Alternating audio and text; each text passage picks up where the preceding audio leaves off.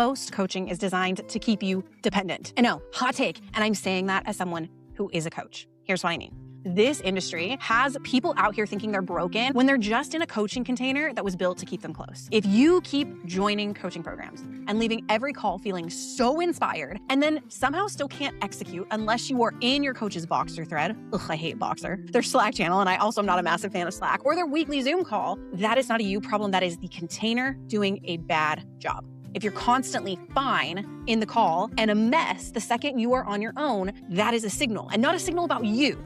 It is a signal about the coaching container. This thing that you signed up for, whatever coaching it might be, business coaching, health coaching, systems coaching, since I literally called myself a coach in the intro to this episode, you are in this because it's supposed to make you more capable. And it's supposed to make you more capable without the coach, full stop. And the slippery part is that it's dressed up as support. It's dressed up as high touch. It's dressed up as proximity. But what it is a lot of the time is a business model. I am not opposed to people making money as coaches.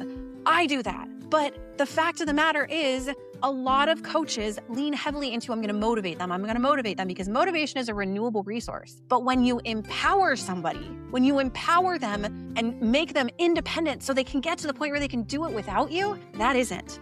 So a lot of coaches end up building coaching containers driven by motivation and not with the goal of empowering their clients. And I don't love that. If a coach actually makes you capable, you don't need them forever. So the incentive, whether they admit it or not, is to keep the system fuzzy, keep the goal moving, and to keep you feeling like the next level is just one payment away. So here are the 5 tells that you are in a dependence by design coaching container. Firstly, they sell you motivation instead of a diagnosis. If the only tool they have is mindset, you're basically paying for commentary. In my opinion, real coaching reads the game film. Real coaching can tell you what's actually blocking your performance and use your life as the data for making that decision. If they can't point to a specific bottleneck, a specific constraint, a specific trade-off and say, here, this is the thing, then you're about to get served with another round of vibes with the side of you just need to want it more, right? And to be fair, sometimes mindset matters. I'm not saying it doesn't, but if it's the only lever they can ever pull, it's because they don't have anything else. And honestly, this is why when I did my rebrand, we went full athletic, because when I think about real coaching, the roots of coaching, I don't think about a content library. I think about the best coaches I ever had,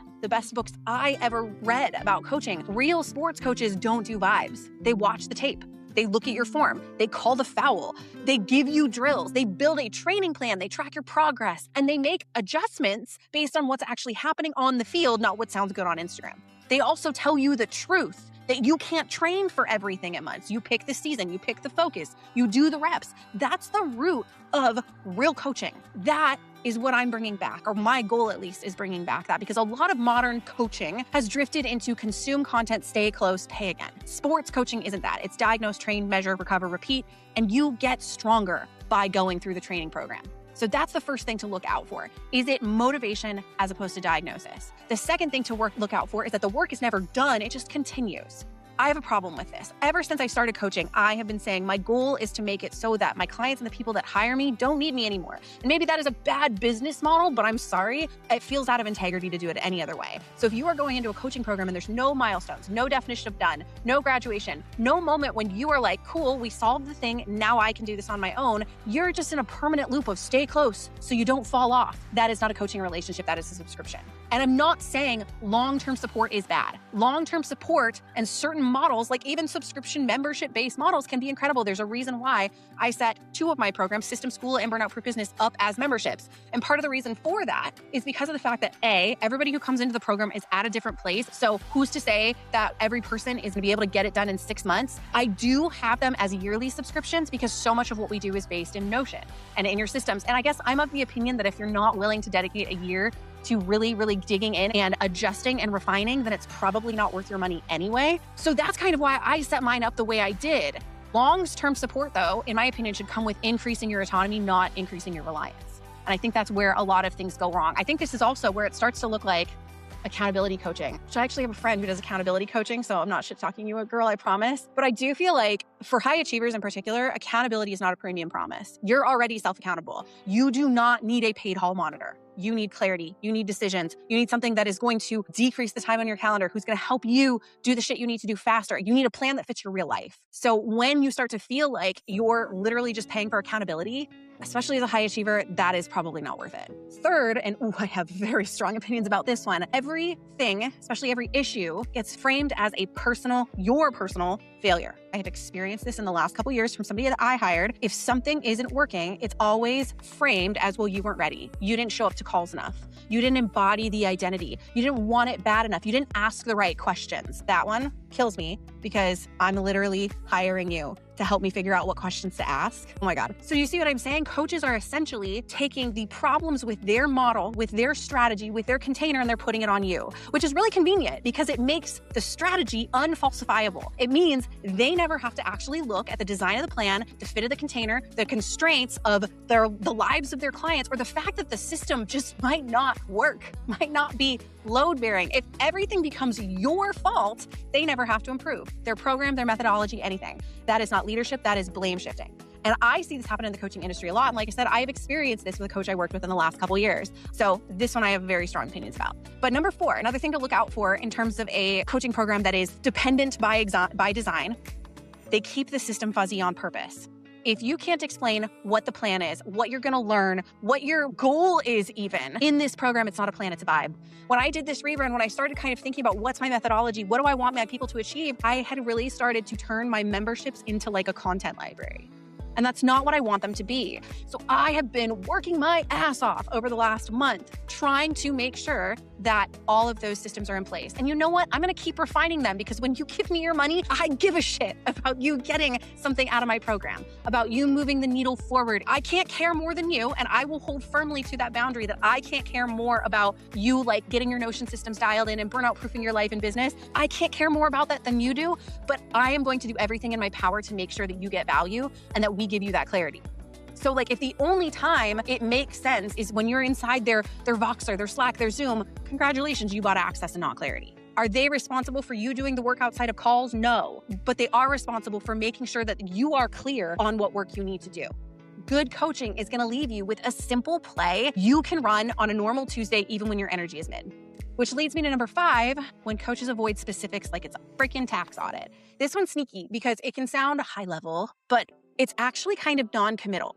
If every single call ends with homework that's like post more, sell harder, raise your prices, be more consistent, but nobody ever decides what you're doing, when you're doing it, and what you're dropping to make room for doing it, that's not strategy, that's a pep talk. You should actually be told in a coaching program for the next 14 days you're publishing 3 times, not 7.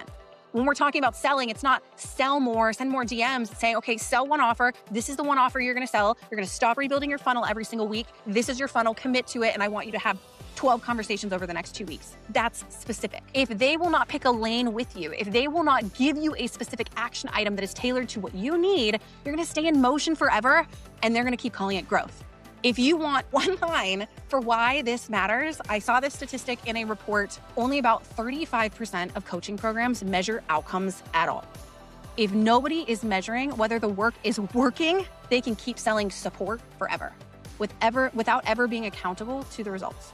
And so before we go any further in this, I want to make something clear. And I've said it from the beginning, I am a coach. And I agree with this criticism. The fix isn't never hire coaches. The fix is standards. And here's what I think you should expect to get for your money. I think you should expect to get a clear diagnosis. What's actually causing the problem? I personally do this in an onboarding questionnaire. I call it a scouting report. It happens for every single person who joins my membership. It happens for every single person that does a VIP day with me. And it is a holistic deep dive into not just their current business, but their current life that I audit to identify what's going to give them the most bang for their buck. What do they need the most? What's going to move the needle the most for them? This is a new thing that when I was assessing my systems and my approaches and how I was kind of onboarding people into my programs, I realized I needed. Secondly, they're going to give you clear decisions, what you're doing next, in what order, what you're not doing right now. This is something I've been actively changing in my coaching programs. Is it hard sometimes to make sure in a coaching program that you are giving people clear decisions? Yes, because everybody is in different places. Absolutely. But I think the effort just needs to be there. I don't think anybody is expecting coaches and coaching programs to be perfect, but the effort needs to be there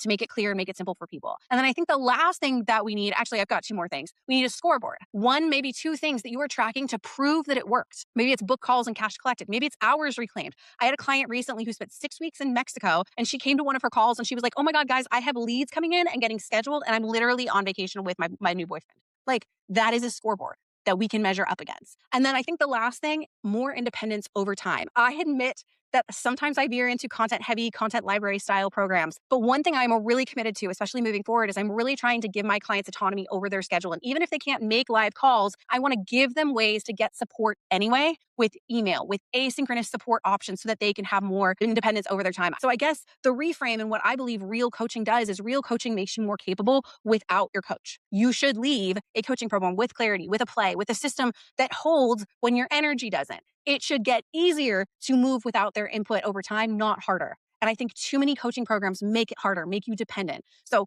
here's a great gut check question to ask yourself. After the last 30 days of support with my coach, am I more capable without them, or am I more afraid to do it alone? So in today's episode, we did talk about coaching dependence versus coaching sovereignty. It isn't a pillar of sustainable performance, but I think it is a really, really important factor for all of us as high achievers who might be working with coaches to consider. So what I'm going to be doing is I'm going to have a follow-up podcast to this. As I mentioned last week, one of the pivots that I'm making with my podcast right now is I have a little bit of a spicy, ranty episode, but then the follow-up episode to that is the teaching episode. And if you stay with me on Thursday, I'm going to literally do a how to vet a coaching program episode. Okay. So stay tuned for that. I'm going to walk you through exactly what you need to look for, questions you need to ask, so on and so forth. But with that, thank you so much for being here. Thank you so much for listening. If you were listening on the podcast, go ahead and give us 5 stars on Spotify, Apple, write a review, all that jazz.